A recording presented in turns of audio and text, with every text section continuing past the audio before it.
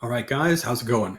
So I'm going to go ahead and take you over the journal template, kind of discuss some ways that you can use this in your classroom, or just kind of how to manipulate the file itself. Now, this particular journal template is kind of designed with a couple things in mind. I wanted to make something that would be able to be displayed for family and friends to see, perhaps on a learning management system like Google Classroom or Schoology. And so I created this with a cover page as well. I thought the cover page would be really nice. I also have some instructions up in the top to kind of help students know what they're supposed to do. Now, this could be a journal, or it could be a daily do outs or exit tickets, things like that that you have. A way of keeping students, keeping them accountable and tracking through this. Now, one thing to keep in mind is that if you have this type of journaling activity, you really want to have it be digital, and you want it in a very easy to reach place.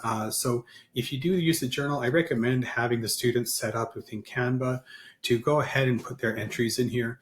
You could also print this out as well and change the format.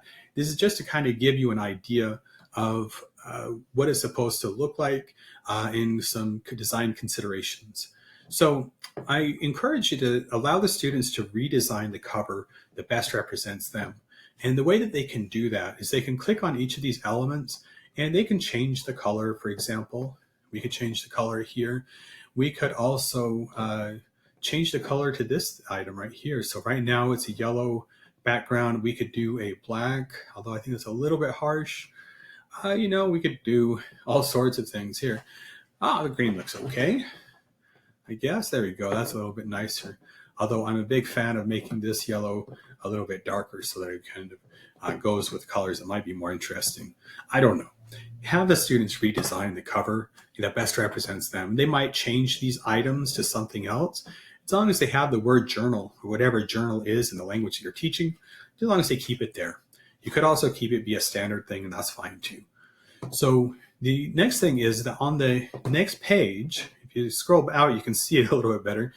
You notice that there are a lot of documents, and if you scroll in, you see the bottom right, see I'm scrolling right there, and you can kind of see how it's working. And how I would use this. I would use this by having, first of all, useful phrases.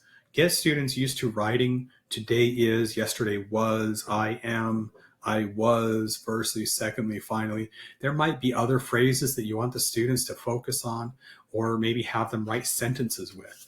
So those are all options for you to incorporate into it, and have them write down a couple of sentences every day. You might want to change the format of this so that it's a little bit more in little squares or blocks, so that maybe one page is for an entire week. It could be either of those things, or make it an infrequent activity, maybe once every other week or once every week, to have the students practice their writing skills. And they can also write with other prompts as well. You could have a prompt there, but it's basically, it's a simple journaling activity. The students get the idea, you write a couple sentences, and you're good to go. Now, if you notice on here, some of these elements are locked, and in order to unlock that, you can go ahead on, when you make your own copy of this, these you can unlock on your own copy. So just so you know, if you open it up and you're like, I don't know how to open this up, you can do that. You can lock certain elements. And that's helpful for when you're doing the particular format for your students. They won't be able to change those items and elements. So how would I send this back out? Well, there's two ways. I would probably send this out. I would either have it get downloaded as a PDF.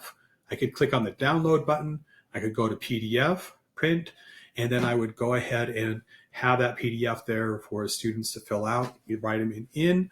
Or one other way that I would do is I might have, for example, this year I'm working with Google Sites, and I would actually embed this into their Google site. And as the students update this, it goes and updates on their Google site as well. So in my opinion, it's a really great way to have students be able to write things. And again, this is something that is a simple template that you don't have to recreate every single time. You wake up and you're like, okay, I'm going to go to school. We're going to start on the journal, and we start getting the kids used to writing in their journal. And then if you embed it into a website or Google Sites, then you can have that automatically update and reflect their work. So that's a way that I would do it personally. So there's a lot of cool ways you can share this out, but that is the way I would do it. So hopefully that kind of gives you an idea. I realize this one's kind of a vanilla type of task, but it does save you time and that you don't have to keep recreating it. And they have lots of journal templates within Canva that you can utilize. This is just the one that I personally think is pretty cool. So hopefully that was helpful for you. Take care.